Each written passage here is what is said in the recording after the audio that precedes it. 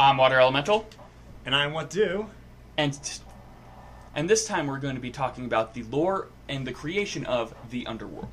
So, back when, in our last video, we spoke about the meteorite that struck the planet and spread out the various magics around the world.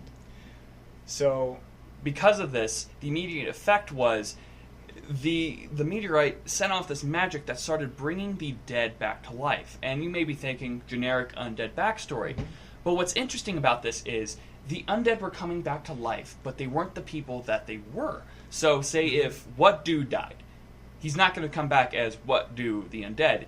He's going to come back as an unnamed figure who's just waking up in a tomb and completely confused. And the humans of this world rarely cremated. It was mostly mortuaries and kind of tombs, like, bury underground, put him in a casket or put him in one of those giant things if he's a king or queen. and an interesting part as well is that the only necrotic, as they were called, that came back were human. They were only using human corpses, which is an interesting story thing that might come up later as well. Yes. And these undead have this weird urge to kind of repopulate. And this wasn't like, it was voices, some sort of ancient alien race that came from this space. Ancient aliens. Yeah, it's Prometheus. And it's just like hardwired into them. So they start attacking cities and they start trying to turn. And the problem is that humans are thinking, we can't fight these because we'll just die more, and then that'll boost their numbers. So we're fighting a losing battle if we go after them. So they go to the other races, the other quote-unquote good races, the ones that they have good relations with. The Coyote, the Orcs, and the Elves. And they kind of band together to make a makeshift army to push them underground into these new giant catacombs created by the meteorite. Mm-hmm. As well as by the dwarves, who just love their diggins. Yes, and while underground, they meet some other interesting factions, which, kind of coincide. They meet, first off, the dwarves. Which, the dwarves are a very interesting race. They're actually very different from what dwarves from other fantasy settings, because they're not organic creatures. They're actually made out of stone. Well, some are cursed with like the flesh things. No, these are genuine stone dwarves. They're created by stone and they end in stone. Mm-hmm. They're never turned to flesh at any point in time. And they are all male, which it doesn't really matter because they don't reproduce. As far as they don't reproduce sexually, what they do is they get broken into pieces and then built back together into more dwarves. So they're more golems, even. Yeah, they're more or less like golems, and they're very high technological. They're very, gung ho about building, creating, and like machinery. A lot of like very high tech gear, which is very, very cool. Which is interesting because it's a little bit contradictory as well, because they have such a fanatical obsession with destruction, just for its own sake, for not even for no purpose or anything, just destruction. Which is why actually they saw when the necrotic came to them and said, "Hey, we want to go attack the upper world." They were thinking, "Oh, destruction! That sounds great." Their motto is even destruction for destruction's sake, and they don't care about anything. They're going to be like, "Okay, there's a settlement underground right here that we're going to see. We're going to blow right through it so we can continue digging because that's what we do." Mm-hmm. An interesting little, as far as they have a kind of religious side, a little bit, in which they feel like, or they believe, that at the center of the planet, there's some kind of giant machine, some kind of giant, I don't know if robot would be the right word, that's using pulleys to basically get the world to work. And they want to dig to the center of the earth to find it. So they do have this strange religious urge sense with that as well. But you think with the meteorite coming through that the robot would be broken, or they would have noticed a giant hole in the center of the planet. Which I guess maybe something that may have happened. I have no idea because this is just speculation. But maybe a piece of the meteorite broke off in the middle, and that was the quote-unquote great machine in the middle that gained sentience or something of that nature. Who knows? Raid. I guess we'll find out. You can hear this a lot. That's going to turn into a raid. Yes. Along That'll be with glorious. along with that, we have the Venin, which we talked about a little bit before. But if you haven't heard, the Venin were created by a god known as the Spider Mother, right? It was Zentoth. Zentoth. Zentoth is the primal of blood magic, so a godlike being that resided beneath the surface of the planet. So a bunch of orcs were in a scouting party, and they were traveling within the caverns of the planet, and they came upon this giant pool of blood, this lake of blood, and they were like, "Wow, this is hella weird." That's exactly what they said. When you see a giant just pool of blood hanging out, your first instinct's like, well, let's walk away because, this is a god. You're just like, that's a pool of blood, let's poke at it with a stick. So the fact that they were there angered Zentoth, who is a giant spider god thing. And so Zentoth went over and ate them all. I love that. Every time I hear that, you're poking with my blood, I'm going to eat you now, and then I'm going to regurgitate you into half spider beings because I'm a god, and that's funny, and it's a curse. Essentially, and as all Venin are male, and the reason for this is that because they were eaten by by Zentoth, and then they were born as spider orc hybrids.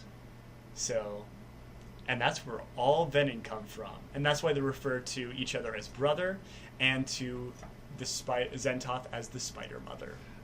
Because of the fact that they are kind of mutated orcs, they were pushed underground, and that's why the necrotic essentially seeked them out, because, again, they have some vendors up top, above ground.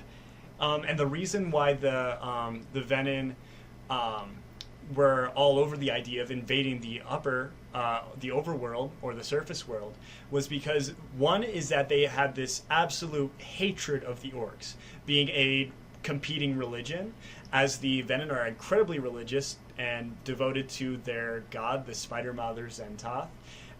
So they hate all heretics, but specifically the orcs, who are also very religious to a very different being, the god Mountain Man. Tapatal.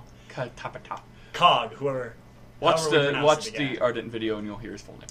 Coming up to our final race is actually the Shin Hare, the cute, cuddly bunny creatures who overpopulate and take over essentially anything that they can get their hold of. Mm-hmm. They're they're a little bit like bunny samurais. Yep. In which their one goal is to swarm and conquer. They are the superior race. And they do have male and female members of the family. So, but it's a bunny, so as you expect, there's, concubines and all sorts of things, so they can breed faster, and as rabbits do, they breed, train their kin to become essentially like samurai masters, and then go out for war. And this actually is part of their backstory as they tried to conquer the Kyoto. Mm-hmm. And the Kyoto sought the help of the elves as well as the humans. As far as I remember, they didn't seek the help of the orcs, because the Kyoto were going to get overrun, because the Shin Hare just have such an incredible military force. And as being a more peaceful race, the Kyoto would have been doomed. So the Shin Hare took that as an opportunity to take out one of the greatest enemies and essentially just take them out. But being pushed back, they were sent underground and not really able to do anything about it. So they've been kind of breeding and training a next race of militaristic power. But they were able to conquer one race, and that race was the shrooms, the mushroom race. I can't remember exactly their name. Shroomel? The Shroomel, which was fairly easy simply because... Shroomkin. Oh, the Shroomkin. Shroomkin, I'm sorry. The Shroomkin, I apologize. Which was fairly easy because the Shroomkin are very docile and very easy to take over. And so when the necrotic came to the Shin Hare definitely wanted to get back up and strike out at the races that had put them down there, and make sure that those races that had defied them are aware that Shin Hare are number one. Yes. And the best part is this race is very, very honorable, though. So they're not going to really go for any kind of stealth tactics and a lot of... effects that would be kind of unhonorable to them. So they do kind of abide by a code of conflict. So they're not going to be very, we're going to bomb you, we're going to bomb you. They're very feudalistic. They're based, as far as culturally, they're based off of feudal Japan, with the twist being that they are absolutely adorable. Well, that too. They are adorable, which is another point. But they're very swarm for the greater good of the colony rather than any individualistic values at all. So, the bunny emperor, essentially. Yes. Or I believe they refer to as the broodmother, but I can't. My memory is failing me. We're going off what they give us, so they're scattered everywhere, so we can't find it. So that's essentially the creation of the Underworld and why there's this stalemate conflict. So once all of these Underworld races got together, they went on what is called the Underworld incursion, where they actually went up and attacked the surface world. How they did this was that the dwarves burrowed the tunnels for them to travel to the surface, and well, they went and attacked. The first attack didn't turn out to be successful. They were pushed back underground, and at the point where the game starts, it has been 200 years since they've been brought back, and there's tension in the air. There's a stalemate between the two, the Ardent of the surface world and the Underworld. Well, what's so interesting about this is, think about this. You have 4 very violent races living underground, and they have the power, because of these dwarves, to burrow essentially anywhere. So any point in time, they could dig straight up through a city and then invade. Yep. You know, and it's like... The funny thing is that the dwarves, as far as what they say, as far as what's currently going on in their plan, they want to tunnel under the entirety of the surface world so it collapses in on itself. Because destruction for destruction's sake. That is amazing. It doesn't have to make sense. It just has to destroy things. If you guys want to find out lore about anything else, or if you want to check out any more gameplay footage of Hex when it comes out into Alpha, subscribe to Spastic Gaming, as well as follow us on Facebook. We're going to cover Alpha from the beginning to Beta to final release, and onward to any sort of future thing. We're going to have deck lists, gameplay footage, tournament stuff. We're going to have all sorts of really cool stuff when the game comes out to be live. So check us out.